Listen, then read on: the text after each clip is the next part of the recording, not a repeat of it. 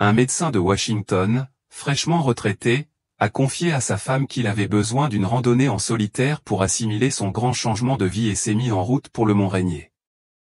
Mais il n'est jamais rentré, laissant sa femme dévouée se demander ce qui s'était passé. L'affaire est tombée en désuétude, les enquêteurs pensant qu'il s'était suicidé ou avait été victime d'un tragique accident. Mais 4 ans plus tard, des randonneurs explorant la nature sauvage en aval sont tombés sur une découverte choquante, coincés dans un barrage de castors, une preuve qui allait faire voler en éclats la théorie officielle et prouver que l'instinct de sa femme avait raison depuis le début. Les mains de Charlotte tremblaient tandis qu'elle cassait les œufs dans la poêle.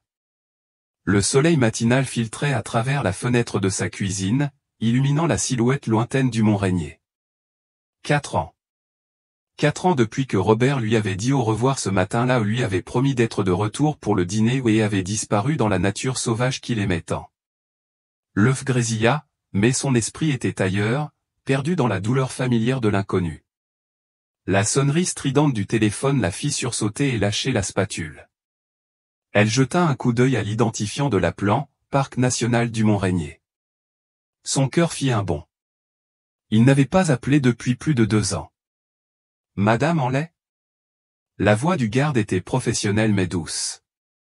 Ici le garde Mike Patterson du Parc national du Mont Rainier. Nous avons besoin de vous à la station. Des randonneurs ont trouvé un sac à dos dans un barrage de castors hier, et nous l'avons localisé grâce au numéro de série du traceur GPS, il appartient à votre mari, Robert. Ces mots la frappèrent comme un coup de poing. Elle agrippa le comptoir, les jointures blanches. Un sac à dos, après tout ce temps? Oui, madame.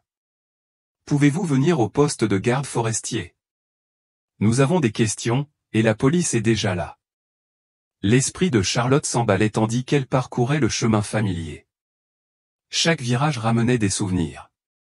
C'était la route qu'ils avaient empruntée d'innombrables fois, Robert était toujours impatient de repartir à l'aventure, promettant toujours d'être prudent.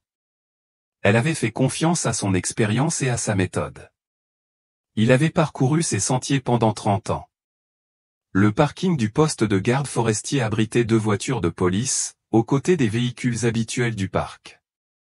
Charlotte sentit son estomac se nouer en franchissant les portes, l'odeur du pain et du vieux bois réveilla d'autres souvenirs. Le garde forestier Patterson, un homme trapu d'une 40aine d'années, la salua d'un regard compatissant. Madame Henley, merci d'être venue. Ici l'inspecteur Morrison, du bureau du shérif du comté. L'inspectrice Morrison, une grande femme aux cheveux grisonnants tirés en arrière avec sévérité, lui tendit la main. Je suis désolé que nous devions nous réunir dans ces circonstances. Veuillez vous asseoir. Ils conduisirent Charlotte dans une petite salle de conférence, où le sac à dos de Robert, trempé, était posé sur la table, taché de boue et partiellement déchiré. Charlotte retint son souffle, elle le reconnut immédiatement, le sac gris et bleu qu'elle lui avait offert pour ses 60 ans, avec le mousqueton rouge qu'il accrochait toujours sur le côté. Les randonneurs l'ont trouvé coincé dans un barrage de castors à environ 13 km en aval des chutes Spray, a expliqué le garde forestier Patterson. Il était partiellement enfoui sous les branches et la boue. Nous l'avons retrouvé grâce au numéro de série du GPS. L'inspecteur Morrison ouvrit un dossier. Madame Henley, nous avons récupéré la carte mémoire du GPS. L'antenne était endommagée, c'est pourquoi nous n'avons pas pu la localiser lors de nos recherches au fil des ans, mais la carte mémoire conservait des données datant d'avant le dommage. Charlotte se pencha en avant, l'espoir et la terreur se battant dans sa poitrine. Qu'est-ce que ça montrait? Les données indiquent que votre mari s'est volontairement éloigné du sentier ce jour-là. Le dernier signal provenait d'une zone éloignée de tout sentier balisé, à peu près ici, a indiqué l'inspecteur en désignant une zone isolée sur une carte topographique.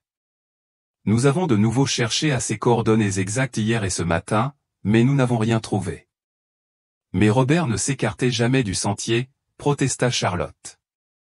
Il était méticuleux en matière de sécurité. Il notait ses plans de randonnée, restait sur les sentiers balisés, en 30 ans de randonnée, il n'a jamais dévié de son itinéraire. L'inspecteur Morrison resta neutre. Les données GPS sont claires. Il se trouvait à des kilomètres de l'endroit où il avait annoncé sa randonnée. Compte tenu de ces preuves et de l'éloignement du lieu, nous envisageons deux possibilités, suicide ou accident. Suicide.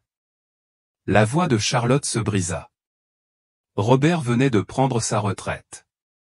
Nous avions des projets, une croisière en Alaska, une visite à nos petits-enfants dans l'Oregon. Il était impatient de passer plus de temps ensemble. Je comprends que ce soit difficile, dit l'inspectrice, le ton plus doux. Mais après 4 ans de vie sauvage et de décomposition naturelle, il ne resterait que très peu de traces. Nous ne rouvrirons pas l'affaire. La recherche de ces coordonnées n'a rien donné. Franchement, nous ne pouvons plus rien faire. Charlotte sentit les murs se refermer sur elle. Tu abandonnes? Soyons réalistes, Madame Henley. Votre mari s'est éloigné du sentier pour se rendre dans une zone dangereuse, intentionnellement ou par accident. L'issue est la même. L'affaire reste close. À travers ses larmes, Charlotte examina le contenu du sac à dos avec le garde forestier Patterson. La licence médicale de Robert reposait dans son étui en plastique, déformé mais lisible, Robert James Henley, docteur en médecine. La photo montrait son regard bienveillant derrière des lunettes à monture métallique, ce sourire tendre qui lui manquait tant. Elle trouva ensuite son permis de randonnée, daté du 15 octobre, 4 ans plus tôt. L'encre était délavée, mais lisible. Son téléphone était posé à proximité, l'écran fissuré et gorgé d'eau, complètement détruit. Ce qui est inhabituel, dit doucement le garde forestier Patterson en jetant un coup d'œil au détective qui était sorti, c'est l'endroit où nous avons trouvé ceci.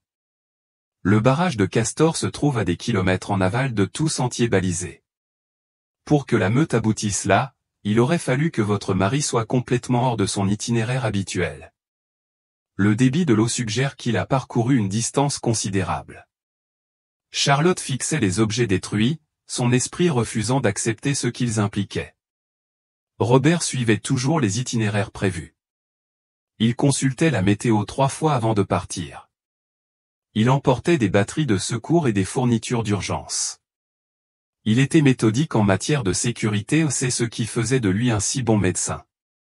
Ça n'a pas de sens, murmura-t-elle. Parfois, même les randonneurs expérimentés font des erreurs, Madame Henley. Ou parfois, les gens ne veulent pas être retrouvés, proposa doucement le garde forestier. Charlotte savait qu'il n'en était rien. Robert ne la quitterait jamais comme ça, ni après 40 ans de mariage, ni après avoir promis qu'ils passeraient chaque jour de leur retraite ensemble. Il comptait les jours, les barrant du calendrier au marqueur rouge, aussi excité qu'un enfant avant Noël. En quittant le poste, tenant à la main les photocopies de son permis et le reçu du sac à dos, Charlotte se sentit plus perdue qu'elle ne l'avait été depuis 4 ans. Le verdict officiel était tombé, il avait dévié de la piste et avait été victime d'un accident ou d'une intention. L'affaire était classée. Mais rien dans tout cela ne semblait être une conclusion. Charlotte resta assise dans sa voiture devant la gare pendant plusieurs minutes, serrant le volant jusqu'à en avoir mal aux articulations. La matinée avait laissé place à une découverte bouleversante, et elle avait besoin d'en parler à quelqu'un qui connaissait Robert, quelqu'un qui comprenait quel genre d'homme il était. Elle se rendit à Cascade Medical Associates, passant devant le café où Robert s'arrêtait chaque matin pour un café noir et un muffin aux myrtilles, et devant le parc où ils avaient fêté son départ à la retraite avec un gâteau en forme de Mont-Rainier. Les souvenirs étaient omniprésents, inéluctables.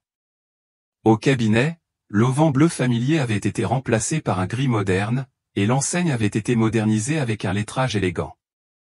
Charlotte poussa les portes vitrées pour entrer dans une salle d'attente qu'elle reconnut à peine, les fauteuils confortables et les couleurs chaudes que Robert avait insisté avaient disparu.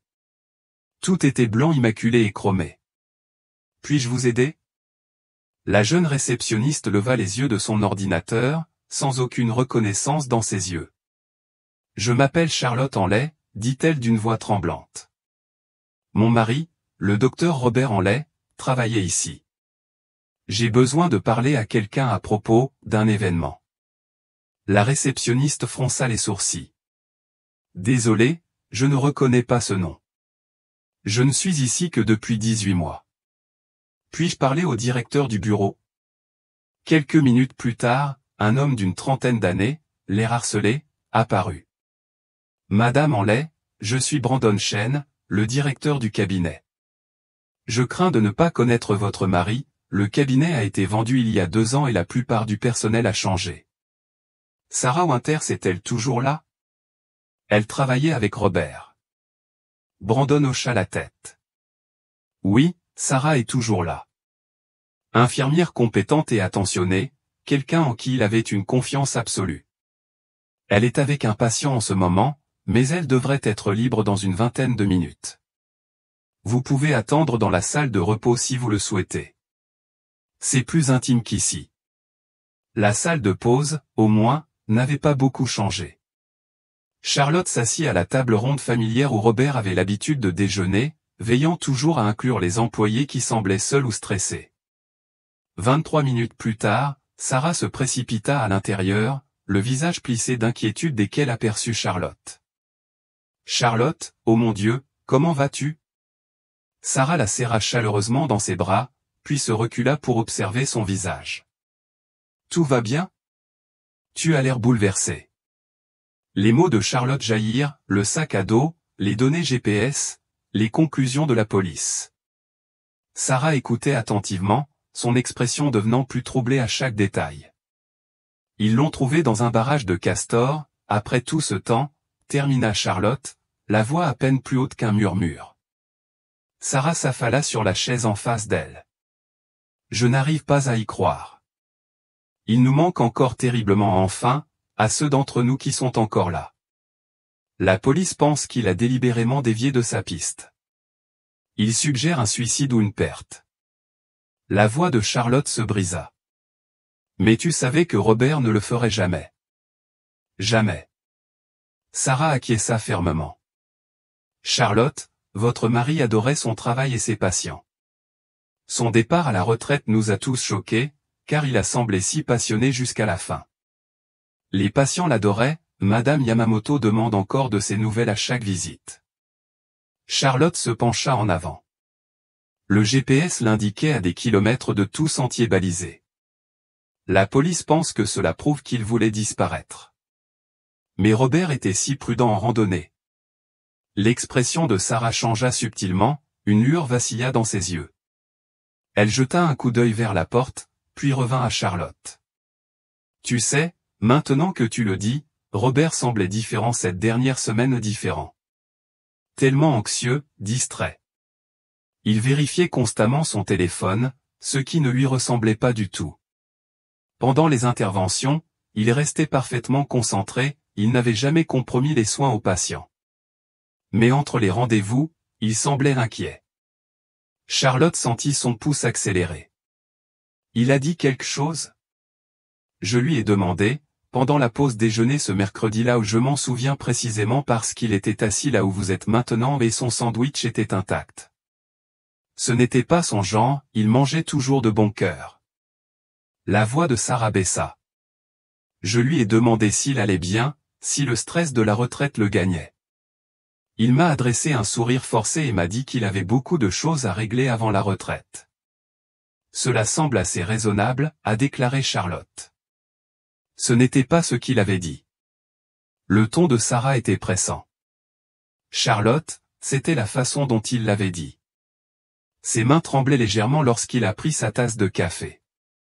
En 15 ans de travail à ses côtés aux opérations d'urgence et diagnostics difficiles, je n'avais jamais vu les mains de Robert trembler.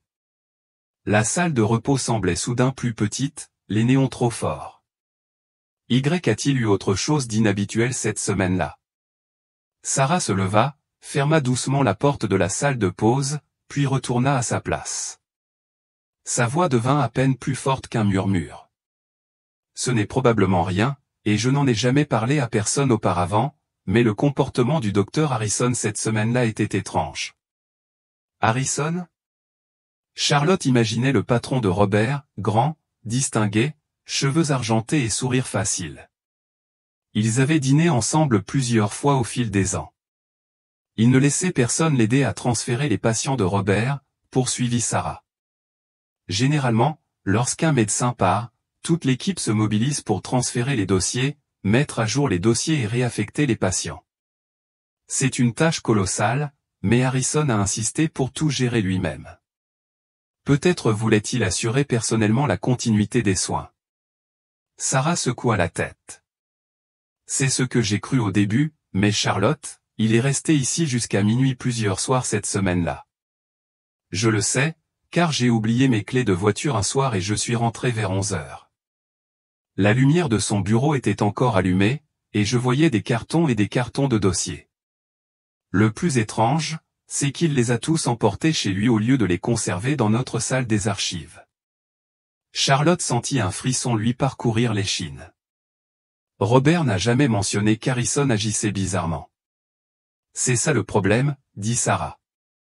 Harrison était parfaitement normal pendant la journée au joyeux, encourageant, il a même organisé une belle fête de départ à la retraite pour Robert mais après. Sa voix s'éteignit en secouant la tête. J'en tire sans doute trop de conclusions. Le deuil nous pousse à chercher des explications là où il n'y en a pas. Vous avez dit qu'Harrison avait emporté les dossiers chez lui. Ont-ils été rendus? Honnêtement, je ne sais pas. Le temps que je pose la question, le cabinet avait été vendu. Harrison a fait fortune grâce à cette vente, a déclaré Sarah.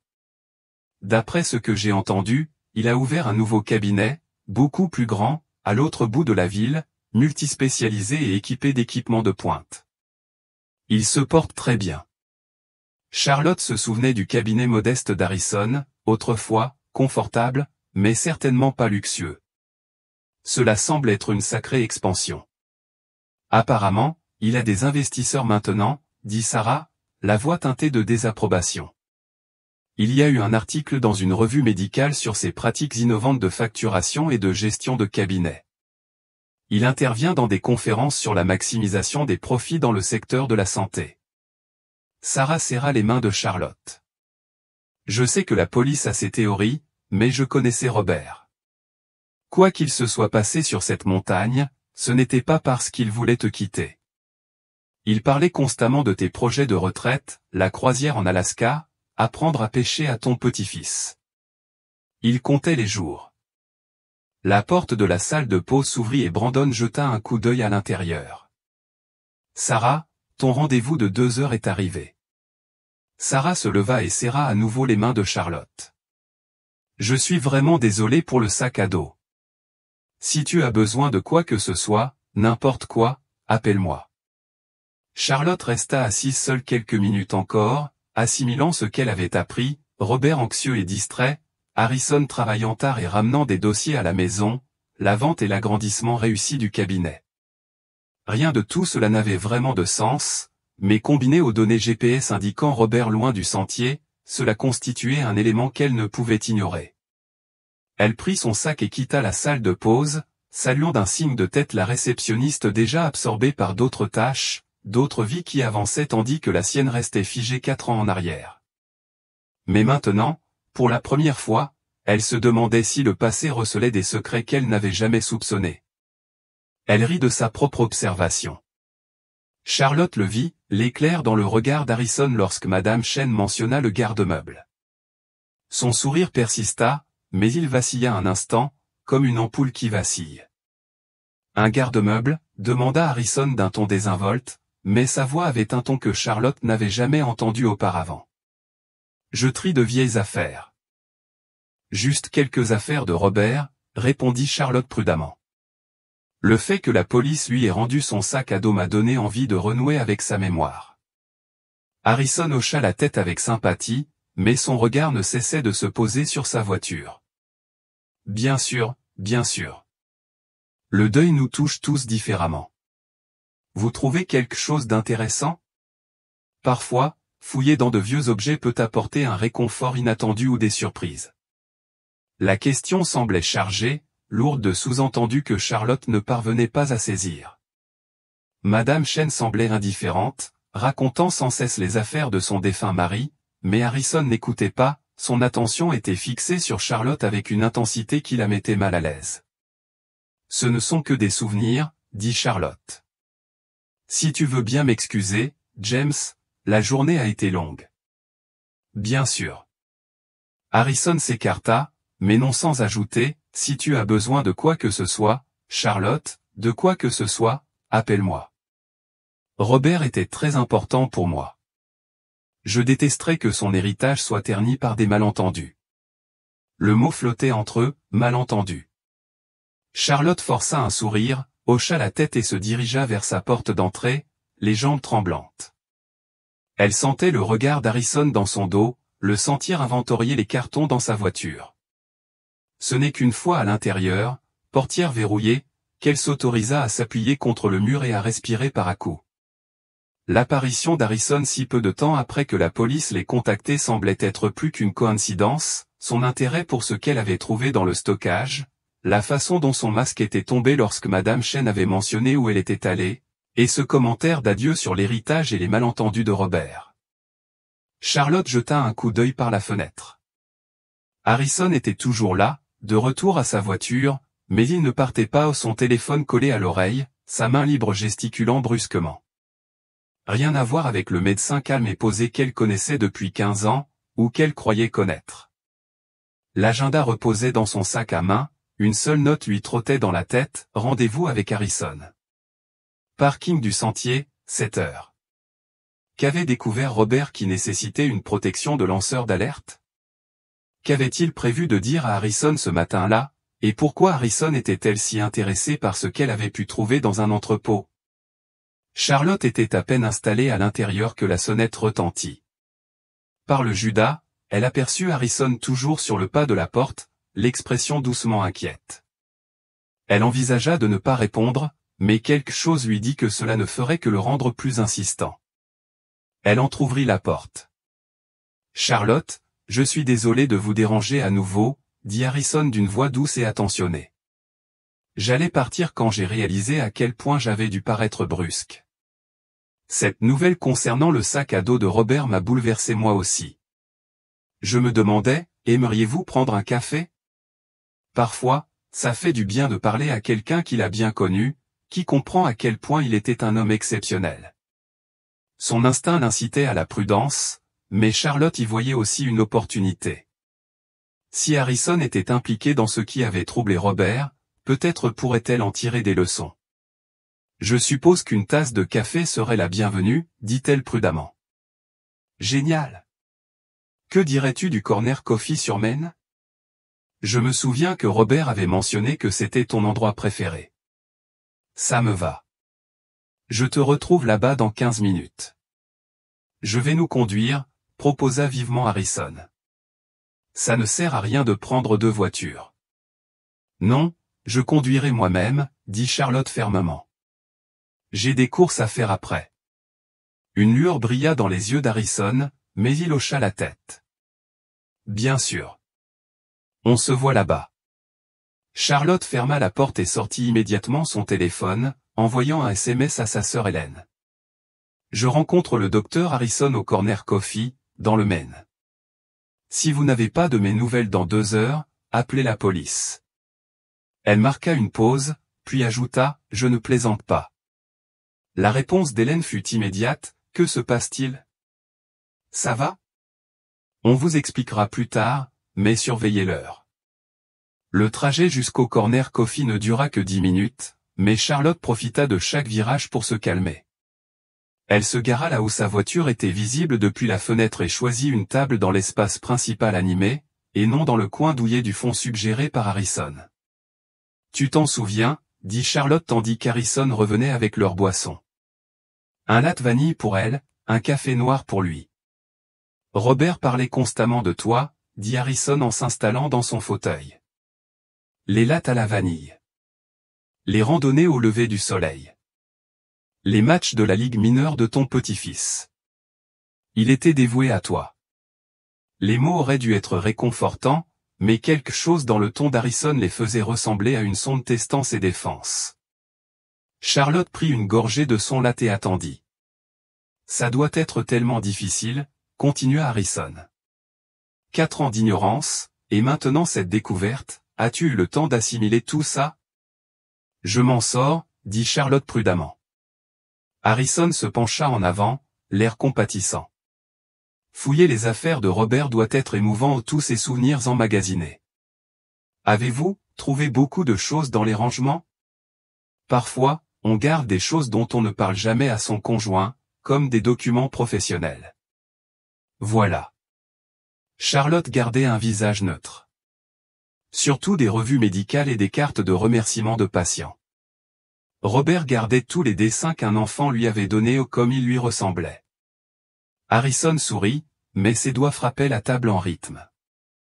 Pas de dossier de travail? Il était toujours si méticuleux avec la documentation. J'imagine qu'il gardait des copies de documents importants. Comme d'habitude, dit Charlotte d'un ton vague. Pourquoi demandes-tu cela? Oh, sans raison. C'est juste que lorsque la police a appelé ce matin, ils ont demandé si Robert avait emporté des dossiers de patients chez lui.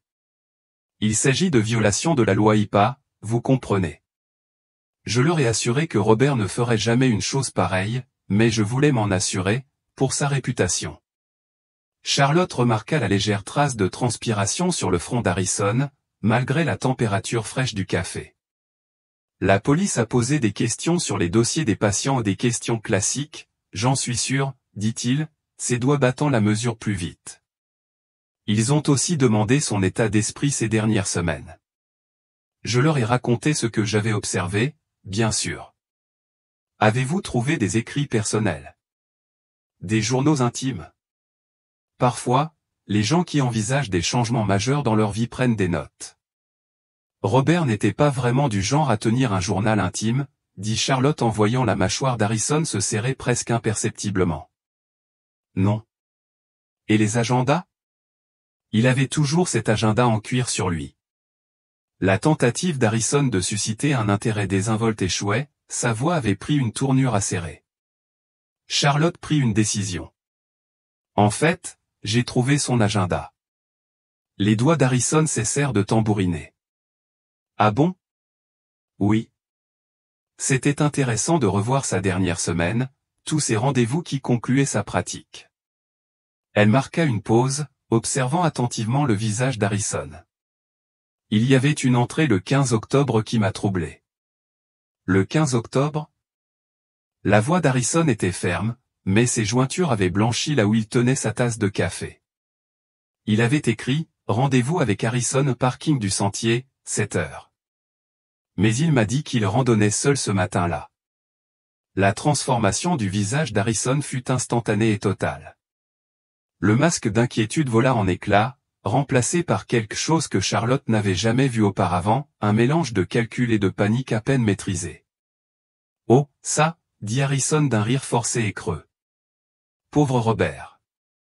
Il était tellement perdu ce matin-là. En fait, il m'a appelé vers 6h30, l'air agité. Il s'inquiétait de son état mental, il disait que la retraite le frappait plus durement que prévu.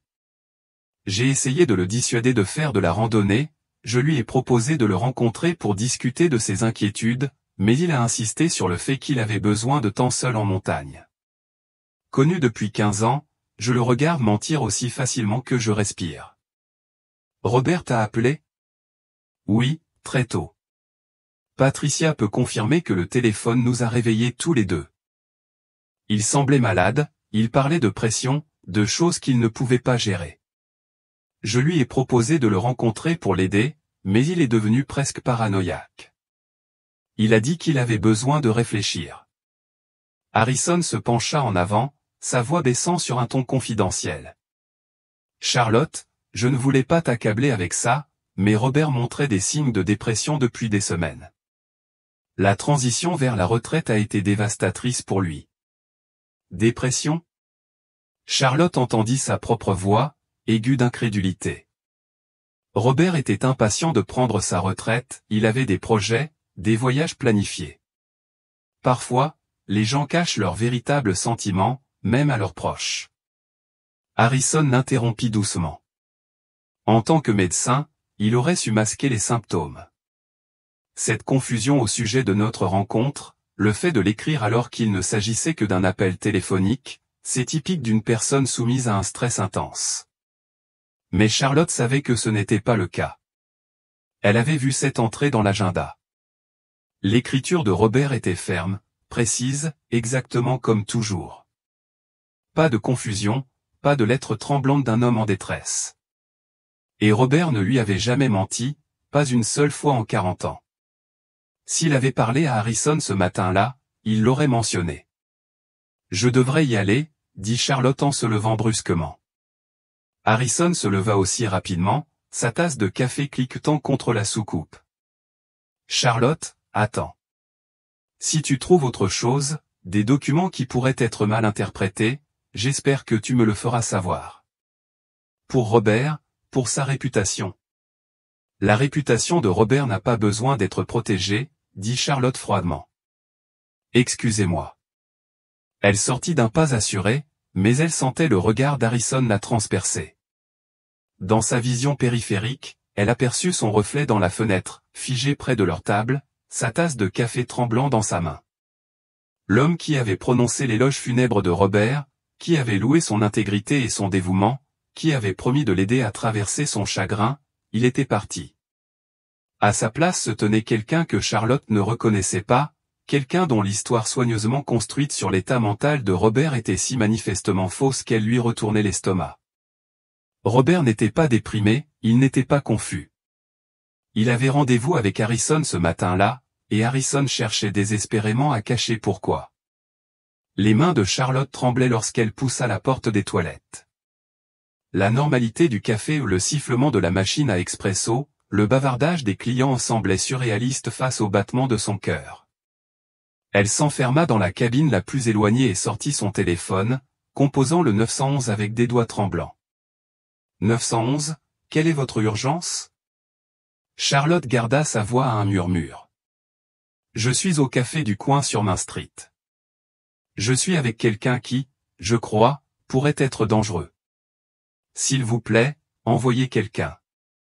Madame, êtes-vous en danger immédiat? Je ne sais pas. Peut-être. Son nom est le docteur James Harrison. Il pose des questions sur mon défunt mari et il agit de manière erratique. J'ai peur. Nous enverrons une unité pour vérifier votre état. Pouvez-vous rester où vous êtes? Je dois y retourner sinon il va se méfier. Dépêchez-vous. Charlotte a mis fin à l'appel et a pris plusieurs respirations profondes, essayant de se ressaisir. Elle s'est éclaboussé le visage d'eau froide, a pratiqué une expression neutre dans le miroir et est ressortie, espérant avoir l'air calme. La vue qui l'accueillit lui fit se nouer l'estomac, Harrison s'était déplacé de son côté de la table vers le sien, bloquant sa sortie. Son café était abandonné de l'autre côté de la table. Voilà, dit-il, son sourire n'atteignant pas ses yeux. Je commençais à m'inquiéter. Charlotte se força à se glisser dans la cabine, pressée contre le mur. Désolé.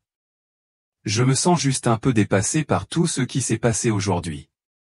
Compréhensible. Le ton d'Harrison avait changé. La fausse sympathie avait laissé place à quelque chose de plus dur. Tu sais, je suis passé devant chez toi ce matin, en allant à l'hôpital tôt, vers 6 heures. J'ai remarqué que tu avais des cartons sur le trottoir. Le ménage de printemps est prévu pour octobre? La bouche de Charlotte s'assécha. Il n'y avait pas de carton sur le trottoir. Ne me mens pas, Charlotte, les mots furent secs, coupant l'ambiance du café. Je t'ai vu charger des cartons dans ta voiture au garde-meubles. Madame Chen était très bavarde à propos de tes activités. Je devrais y aller, dit Charlotte en essayant de se glisser devant lui. Harrison ne bougea pas, que as-tu trouvé? Rien que des souvenirs, comme je l'ai dit. La voix de Charlotte résonna plus haut que prévu. Robert gardait des copies de tout, n'est-ce pas? Toujours si minutieux, si moralisateur. Les derniers mots furent sifflés. Charlotte le poussa plus fort. Je dois partir. Ma sœur m'attend. Harrison se leva lentement. Bien sûr. Laisse-moi t'accompagner jusqu'à ta voiture. Ce n'était pas une demande. La main d'Harrison était sur son coude, sa prise ferme alors qu'il la guidait vers la sortie. Charlotte scruta désespérément le café, espérant attirer l'attention de quelqu'un, mais tout le monde était absorbé par ses propres conversations. L'air d'octobre lui frappa le visage alors qu'il sortait, et avec lui vint un nouveau niveau de peur. Le parking était presque vide. Sa voiture était garée dans le coin le plus éloigné, là où elle pensait qu'elle serait visible depuis la fenêtre. Maintenant, cette distance lui semblait être des kilomètres. Où sont-ils? La voix d'Harrison avait perdu toute prétention amicale. Où sont quoi? Balbutia Charlotte. Les documents. Les dossiers. Tout ce que Robert a gardé. Je sais qu'il a fait des copies. Je ne vois pas de quoi vous parlez. Harrison la fit pivoter et la plaqua contre sa voiture. Ne fais pas l'idiot avec moi. Robert allait tout gâcher avec son attitude moralisatrice, 40 ans passés à bâtir un cabinet, à créer des emplois, à aider les gens et il voulait tout détruire pour quelques chiffres sur une feuille de calcul. James, tu me fais mal, insista Charlotte, mais Harrison était plus fort que ne le suggéraient ses cheveux argentés. Lâche-moi. Tu les as donnés à la police? Au FBI? Qui d'autre le sait? Les yeux d'Harrison étaient fous. Charlotte a essayé de s'éloigner, mais il était inflexible. On nous a vus partir ensemble. S'il m'arrive quelque chose. C'est à ce moment-là qu'elle a vu l'arme. Harrison la sortit de l'intérieur de sa veste d'un mouvement fluide, la pressant contre ses côtes. Le métal était froid à travers son pull fin. Monte dans ma voiture. Les jambes de Charlotte étaient humides. Tu n'es pas obligé de faire ça, quoi qu'il soit arrivé à Robert? Tais-toi, siffla Harrison. Il ouvrit la portière passager, se servant de son corps pour protéger l'arme de tout témoin potentiel. Monte, ou je te tire dessus ici même. Charlotte regarda autour d'elle avec désespoir. Personne ne venait l'aider. Elle murmura, s'il vous plaît. Harrison la poussa à l'intérieur. Tu aurais dû y penser avant de commencer à creuser. Il claqua la portière et se dirigea vers le conducteur, son arme pointée sur elle à travers la console centrale. Mains là où je peux les voir. Charlotte posa ses mains tremblantes sur ses genoux tandis que Harrison démarrait le moteur et sortait du parking. Il conduisait d'une main, le pistolet fermement dans l'autre. Il n'y a rien à régler, a déclaré Harrison d'un ton neutre. Robert s'est suicidé dès qu'il a décidé de jouer les héros. Savez-vous combien de personnes dépendaient de mon cabinet? Leur famille, les études de leurs enfants, leurs prêts immobiliers? Un médecin moralisateur allait ruiner la vie de dizaines de personnes. Je ne faisais qu'égaliser les chances, je commettais une fraude pour survivre. Charlotte sanglotait tandis que Harrison conduisait plus vite, laissant le quartier commercial derrière lui. Les rues ont cédé la place à des quartiers de banlieue, puis à des routes rurales menant vers Mount Rainier. Où m'emmènes-tu? Murmura-t-elle. Harrison s'engagea sur un chemin de terre, la Mercedes sortant des racines et des rochers. Votre mari aimait la randonnée. Il pensait que la montagne lui apportait de la clarté. Voyons si cela vous convient aussi. 20 minutes d'un silence terrifiant s'écoulèrent, interrompus seulement par les prières silencieuses de Charlotte et le bruit du gravier sous les pneus. Finalement, Harrison s'arrêta dans une petite clairière et coupa le moteur. Sortir. Les jambes de Charlotte faillirent céder alors qu'elle se tenait debout. La forêt était calme, paisible, même les oiseaux chantaient au loin. Il semblait impossible qu'elle soit sur le point de mourir dans un endroit aussi beau. Marche, fit Harrison d'un geste de l'arme vers un sentier étroit. On va faire une petite randonnée, comme Robert. Ils te retrouveront, dit Charlotte, étonnamment calme. La police sait que j'étais avec toi. Ma sœur le sait. Harrison rit amèrement. Ils trouveront ta voiture au café et supposeront que tu es allé te promener pour te vider la tête. Le chagrin fait des choses étranges. Il la poussa sur le sentier, son arme appuyée contre son dos. Les arbres se rapprochèrent, la lumière de l'après-midi s'affaiblissant sous la canopée. Bouge, ordonna Harrison. Ne pense même pas à courir. Elle trébucha sur des racines et se rattrapa contre un arbre couvert de mousse. L'écorce était rugueuse sous ses paumes, réelle et solide, d'une manière qui donnait à ce cauchemar une apparence incroyablement concrète. Ils avaient parcouru une 50aine de mètres lorsque la première sirène retentit au loin. Harrison se figea, la tête se retournant comme un cerf effrayé.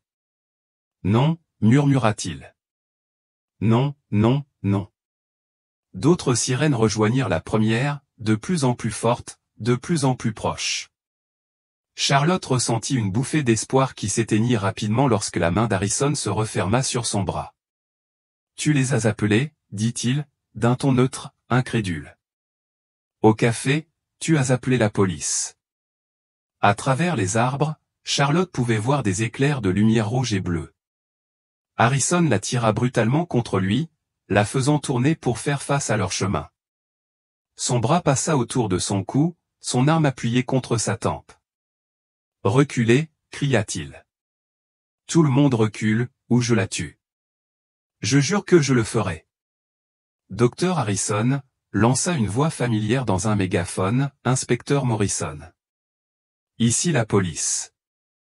La zone est encerclée. Laissez Madame Ewing partir et sortez les mains visibles. » Harrison s'appuya contre un grand sapin de Douglas, utilisant son tronc comme couverture tout en gardant Charlotte fermement devant lui. Elle pouvait le sentir trembler, le pistolet vaciller. « Ce n'était pas censé arriver, » murmura-t-il. « Robert aurait dû accepter l'argent que je lui offrais. »« Dr Harrison, s'il vous plaît » cria une autre voix, l'agent David Chen, négociateur. « On peut en discuter. Aidez-moi à comprendre ce qui s'est passé. » Harrison rit amèrement. « Que s'est-il passé » cracha-t-il. « Un médecin moralisateur a décidé qu'il était jugé parti. 15 ans d'amitié ne signifiaient rien pour lui. Rien. » Charlotte se prépara tandis que la forêt s'assombrissait sous la canopée, les sirènes et les voix se rapprochant, l'impasse atteignant son paroxysme. Harrison continua, presque décousu. Des copies de tout, factures, dossiers, relevés bancaires. Si minutieux, si méticuleux, comme toujours. J'ai dit que j'irais au FBI cet après-midi-là si je ne me rendais pas. L'agent Chen avança lentement, les mains visibles et vides. Parlons-en, docteur. Je suis sûr qu'il y a. N'approche pas. La voix d'Harrison s'éleva jusqu'à devenir presque un cri. La panique l'avait complètement envahi. Charlotte sentait son cœur battre fort dans son dos, sa respiration saccadée. Chen fit un autre petit pas. C'était trop. Harrison émit un son entre le sanglot et le grognement, levant l'arme et l'abattant violemment sur le côté de la tête de Charlotte. La douleur explosa dans son crâne, des lumières blanches dansant dans son champ de vision. Elle cria, ses genoux cédant et soudain, elle tomba. Au moment où Charlotte s'effondra, le bouclier humain d'Harrison disparut. Il baissa les yeux sur sa silhouette affaissée, puis sur le cercle d'officiers qui se rapprochaient, et prit une décision désespérée, il se retourna et courut, s'enfonçant à travers les broussailles et s'enfonçant dans la forêt. Il parcourut une vingtaine de mètres avant que 2 officiers en tenue tactique surgissent de leur cachette, frappant Harrison de part et d'autre. Ils s'effondrèrent, les membres enchevêtrés, Harrison se débattait avec acharnement, mais était désespérément dépassé. En quelques secondes, il l'avait plaqué au sol, face contre terre, dans les aiguilles de pin, les bras arrachés derrière le dos. « Arrêtez de résister » ordonna un policier en le menottait. Mais Harrison continuait de se débattre et de pester. « Vous ne comprenez pas. Robert a tout détruit, mon cabinet, ma réputation, ma vie. Il a tout détruit avec sa droiture. 40 ans de travail perdu parce qu'un seul homme n'a pas su se mêler de ses affaires. » Charlotte porta la main à sa tête ensanglantée, tandis que le monde tournait à toute vitesse tandis que les ambulanciers se précipitaient vers elle. Elle entendait Harrison crier encore tandis qu'il le relevait, des aiguilles de pin et de la terre s'accrochant à son costume coûteux. « Il n'a rien voulu entendre » hurla Harrison. « Je l'ai supplié, je lui ai offert de l'argent, je lui ai tout proposé, mais il fallait qu'il soit le héros, qu'il sauve le monde. » Eh bien, où est-ce que ça l'a mené? Où est-ce que ça l'a mené? Les ambulanciers étaient doux et professionnels, ils ont vérifié les pupilles de Charlotte et appliqué de la gaze sur la plaie de son cuir chevelu. « Tout ira bien » lui assura l'un d'eux. « juste une vilaine coupure. On vous fera examiner à l'hôpital. À travers ses larmes et sa douleur, Charlotte les regarda emmener Harrison, toujours en train de pester contre Robert, contre l'argent, contre tout ce qui était détruit. Le médecin distingué qu'elle connaissait depuis 15 ans avait disparu, remplacé par un inconnu au regard hagard, couvert de débris forestiers, crachant des accusations sur un mort. L'inspecteur Morrison s'agenouilla à côté d'elle pendant que les ambulanciers travaillaient. « Vous avez bien fait, Madame Henley. Cet appel au 911 vous a sauvé la vie. » Charlotte hocha faiblement la tête, puis grimaça de douleur. Autour d'eux, la forêt grouillait d'activité, les radios des policiers grésillaient, les preuves étaient marquées. La paisible piste était devenue une scène de crime. Mais Charlotte était vivante. Contrairement à Robert, elle sortirait de ces bois. Cette pensée lui fit verser de nouvelles larmes, mais aussi une sombre satisfaction, Harrison avait échoué. Quels que soient les secrets que Robert avait protégés au combat, les tentatives d'Harrison pour les enterrer avaient échoué. La justice, retardée de 4 ans, allait enfin tomber.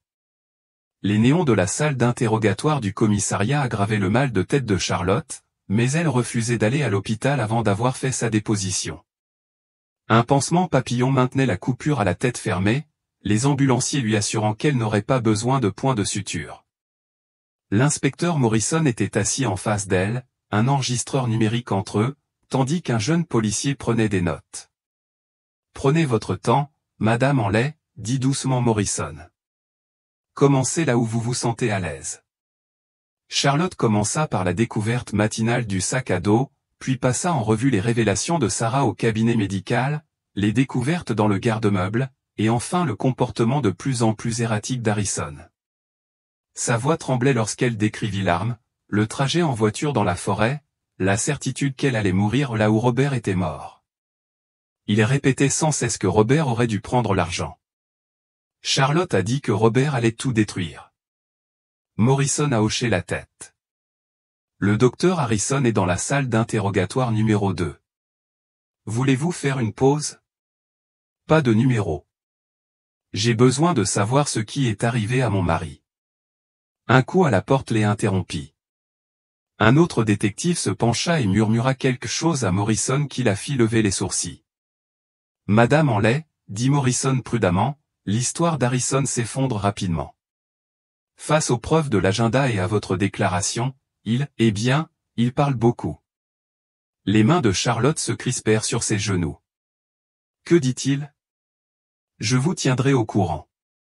L'agent Williams restera avec vous. Morrison est parti, et est revenu 15 minutes plus tard avec une expression sombre et un dossier épais.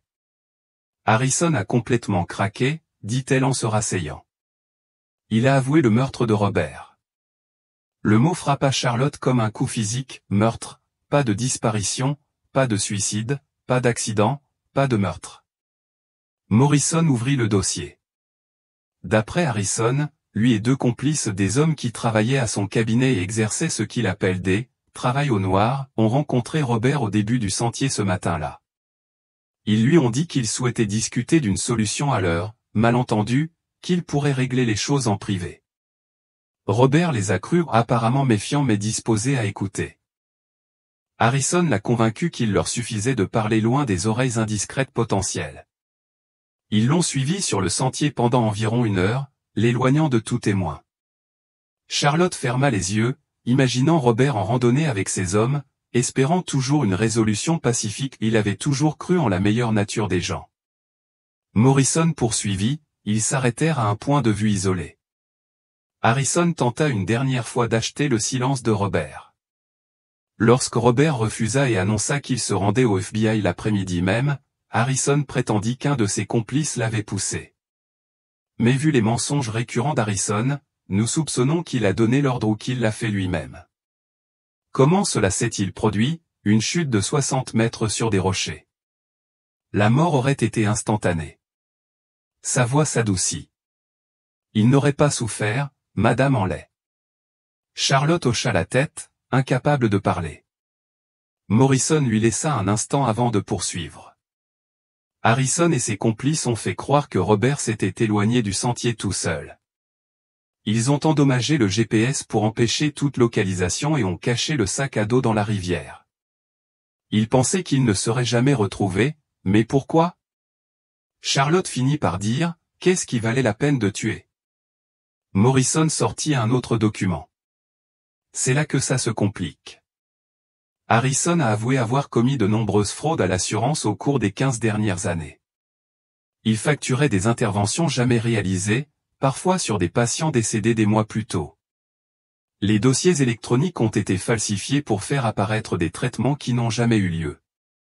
Sarah a dit qu'il ne laissait personne l'aider à gérer les transitions des patients, dit Charlotte lentement. Il a emporté tous les dossiers chez lui, pour brouiller les pistes. Mais ce n'est pas tout, le visage de Morrison s'assombrit. Harrison était aussi impliqué dans le trafic d'organes. Il acceptait de l'argent du marché noir pour des transplantations, utilisant son cabinet légal comme couverture. Il avait des relations dans les grandes villes où tout un réseau de corruption. Charlotte se sentait mal, l'homme qui avait prononcé l'éloge funèbre de Robert, qui avait loué son intégrité, dirigeait une entreprise criminelle derrière sa façade de guérisseur. Robert a découvert des anomalies au cours de ces dernières semaines, explique Morrison. Harrison est devenu négligent ou peut-être Robert était-il simplement aussi minutieux, des dossiers financiers incohérents, des dossiers patients qui ne correspondaient pas à la facturation, des dépôts inhabituels. Robert a commencé à enquêter discrètement, à rassembler des preuves. L'avocat, dit soudain Charlotte. Il était consultant sur la protection des lanceurs d'alerte. Il montait un dossier. Quand Harrison l'a découvert, il ne dira pas comment, il a essayé de l'acheter. En vain, il a essayé de le menacer. Robert n'a pas cédé. Un officier frappa et entra, parlant doucement à Morrison.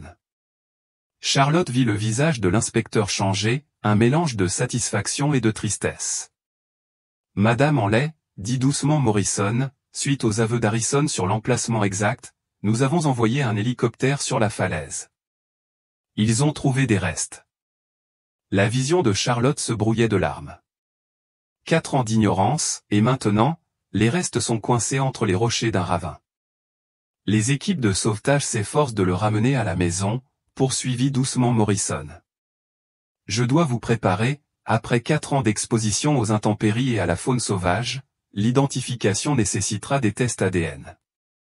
Il manquera beaucoup de choses. Charlotte hocha la tête, les larmes coulant librement maintenant. Mais je peux l'enterrer, dit-elle. Je peux lui offrir des funérailles dignes. Oui, dit doucement Morrison. Tu peux. Et les complices d'Harrison? Il donne des noms, il essaie de conclure un marché où 2 hommes qui travaillaient à l'entretien de son cabinet ont fait son sale boulot. Nous avons des unités qui les arrêtent. Le FBI intervient étant donné la nature interétatique du trafic d'organes, c'est une affaire d'une ampleur considérable. Votre mari a découvert quelque chose qui va au-delà d'un seul médecin corrompu. Charlotte repensa à la dernière semaine de Robert, les mains tremblantes que Sarah avait remarquées, les visites secrètes de l'avocat, le poids du savoir qu'il portait seul. Il savait combien Harrison était dangereux, mais se sentait moralement obligé de l'arrêter. Il avait essayé de la protéger en la gardant dans l'ignorance du danger. Il savait qu'il risquait de le tuer, dit Charlotte doucement. C'est pour ça qu'il ne m'a rien dit de la réunion. Il me protégeait. Votre mari était un homme courageux, dit Morrison. Il aurait pu prendre l'argent et fermer les yeux. Au lieu de cela, il a choisi de faire ce qui était juste. Charlotte murmura, c'est ce qu'il était. Plus tard, en signant sa déclaration, Charlotte repensa aux 2 hommes qu'elle avait perdus ce jour-là, son mari, mort 4 ans plus tôt en tentant d'arrêter un monstre, et l'illusion de l'ami qu'elle croyait connaître. Harrison s'était assis à leur table, avait ri aux blagues de Robert, avait joué le rôle d'un médecin respecté tout en dirigeant un empire criminel qui détruisait des vies. Mais Robert avait percé le masque et même en sachant que cela pourrait lui coûter la vie, il avait résisté à la corruption. Il avait rassemblé des preuves, consulté des avocats, préparé une chute légale et appropriée de Harrison. Il était mort sur la montagne qu'il aimait, poussé par des hommes en qui il avait confiance, mais il était mort avec son intégrité intacte. Charlotte quitta le commissariat au coucher du soleil, teintant le mont Rainier de tons rose et or. Quelque part sur cette montagne, des équipes de secours ramenaient Robert chez lui. L'inconnu était terminé, les questions avaient trouvé leur réponse. Ses larmes coulaient à flots, mais la fierté se mêlait à la tristesse. Robert était mort en héros, même si personne d'autre qu'elle ne le saurait jamais. Il s'était sacrifié pour arrêter le mal qui couvait sous le masque d'un guérisseur. Maintenant, elle allait lui offrir les funérailles dignes qu'il méritait avec tous les honneurs, et la vérité sur son courage enfin révélée. Harrison serait traduit en justice. Ses complices seraient arrêtés. Le réseau serait démantelé. Et Robert reposerait enfin en paix de sa dernière bataille remportée.